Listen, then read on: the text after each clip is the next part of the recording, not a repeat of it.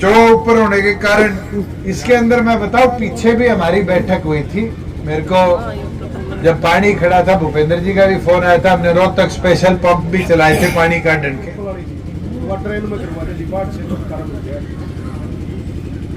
अब एक देसी भाषा में गजब बोल दिया था, क्या गिरा दो, कोई नहर चलती फिरती है धक्का मार के कनेक्ट करा दो बोल दे। मैं इरिगेशन वालों को एक बार बोलता हूँ, मैं भी आप सब अपना प्यार आशीर्वाद देने आए कर। मैं सबसे यही आग्रह करने आज आया हूँ कि पूर्ण है अब अगले समय की पहली कि हम बूथ योद्धा बूथ सखी पर पूरा ध्यान देकर जल्द से जल्द अपने अपने गांव के बूथों को पार्टी के प्रति समर्पित करने का काम करें। आज महिलाओं के लिए आपके संगठन ने जो काम किया है, शायद हरियाणा के इतिहास में कभी 50% हिस्सेदारी की किसी ने सोची नहीं थी। महाराज पंचायती राज में 50% हिस्सेदारी पूरी तौर पर देना एक नया इतिहास भी था और कहीं ना कहीं माताओं बहनों को वो सम्मान भी था कि हर दूसरी कुर्सी पर, चाहे वो मेंबर हो, सरपंच हो, ब्लॉक समिति जिला परिषद की मेंबर हो या चेयरमैन, आज महिलाएं बैठी। राशन डिपो में हमने 33% हिस्सेदारी देकर महिलाओं के मान सम्मान को रोजगार के अंदर कैसे जोड़ा जाए उसके साथ प्रेरित है।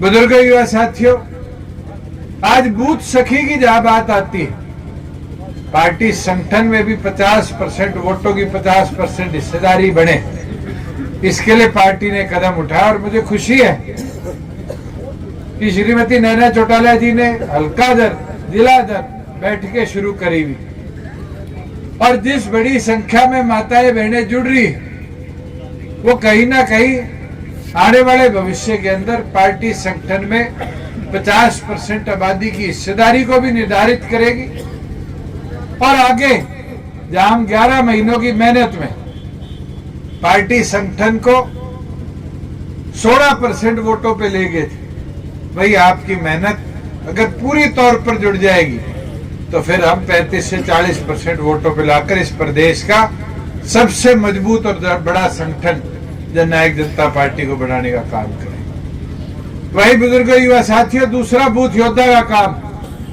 बहुत से साथियों ने बूथ योद्धा सुन के सोचा होगा काम क्या है। आज बूथ योद्धा का काम बड़ा महत्वपूर्ण है। हर बूथ पर 20 से 30% वोट ऐसे होते हैं जो कभी पोल नहीं होते। आज उनको छांटना है और उन लोगों को आज से संपर्क में लाना है कि पोलिंग वाले दिन आकर वो अपना वोट डालने का काम करें। वही दूसरा, बूथ के ऊपर पोलिंग वाले दिन बूथ को समझना, मैनेज करना और उसकी पोलिंग पूरी मात्रा में करवानी। पोलिंग से पहले कैसे कोई कांग्रेस में है, कोई किसी और दल में है, उस साथी को जोड़कर लाने का काम। साथियों, अनेक चीज ये बूथ सखी बूथ योद्धा जिस दिन जुड़ गए, मैं ये बता सकता हूं कि फिर यूं चौक पे चौपाल पे भाषण देने की जरूरत नहीं। एक समाचार से गांव के प्रति एक चूल्हे तक पार्टी के समाचार को पहुंचाने में कामयाब रहे। पर ये सोचोगे पार्टी के पदाधिकारी मुमकिन पर कर पाएंगे? कभी नहीं कर पाएंगे। ये मुमकिन जब होगा जब आप सभी साथी जो वोटर वर्कर है वो इसके प्रति अपने आप को समर्पित करेंगे। वही दूसरी ओर, अभी मैं खरखोदे में भी गया, पवन को भी टोक के आया, सारी जिले की टीम को टोक के आया, झंडे नहीं दिखे। आज सबसे जरूरी है प्रचार प्रसार का जमाना है। प्रचार में भी सबसे जल्दी प्रचार किसी चीज का होता है तो छतों पे लगे झंडों का होता है। मेरा निवेदन आपसे है कि झंडा जल्द से जल्द लगाओ। चौधरी देवीलाल जी एक बात कहा करते थे कि हवा बनाओ, हवा बनाओगे तो रहा जाएगा, पर हवा कौन बनाएगा? हवा तो कार्यकर्ता बनाएगा। काम बहुत करे मगर उन कामों की गिनती करानी नहीं भूल बैठे। पहले चौधरी देवीलाल जी का करा हुआ एक काम 5 साल तक कार्यकर्ता 100 कांग्रेसियों के बीच में भी बैठ के गिनाते। मैं अपने 100 करे काम भी नहीं गिना पाते। आज मुझे बताओ, गेहूं बेच के आते हो, कोई मंडी में रात को सोना पड़ता है?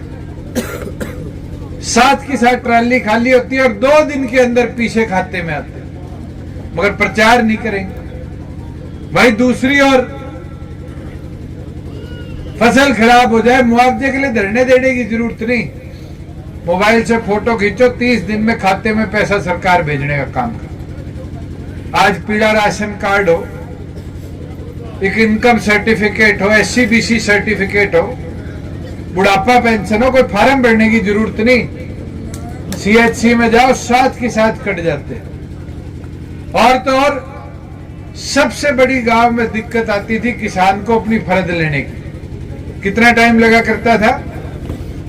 15 दिन 20 दिन लगा करते थे नहीं, और पटवारी जैसे धरने पे बैठे तो महीना भी लग जाता था। पीछे भी लग क्या करते? आज 2 मिनट लगते हैं। गांव के CHC में जाओ, 20 रुपए जमा कराओ और साथ की साथ फर्द काट के मिल जाता। आज गांव के अंदर अभी सरपंच ने मेरे आगे मांग रखी। सरपंच तो एडवांस पहले ही था, 3 एस्टीमेट। तो एक तो आपके पाइपलाइन के स्कूल के साथ कोई आपके डाबड़ का तालाब है, उसके 29 लाख का एस्टीमेट बन के जा लिया। एक कम्युनिटी सेंटर का 35,67,000 का जा लिया। एक आपके गऊ घाट का तालाब का जा लिया 10 लाख का। 3 एस्टीमेट तो मेरे पिछले दौरे में साइन करा के भिजवा भी दिए बना।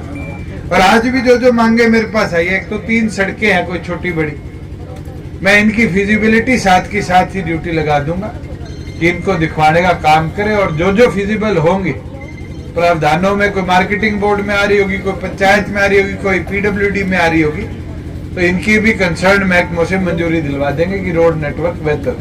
और वैसे तो आपके चारों तरफ काम बहुत हुआ है सड़कों का, कोई ये आधी बीच आधे डिस्प्यूटों में फंसी मिलेगी कहीं।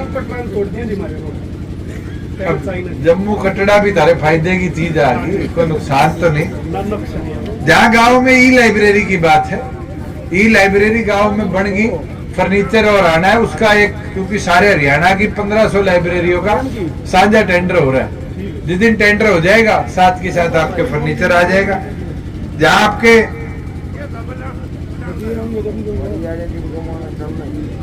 चौड़ा ऊपर होने के कारण, इसके अंदर मैं बताऊं, पीछे भी हमारी बैठक हुई थी। मेरे को जब पानी खड़ा था, भूपेंद्र जी का भी फोन आया था, हमने रोहतक स्पेशल पंप भी चलाए थे पानी काटने के।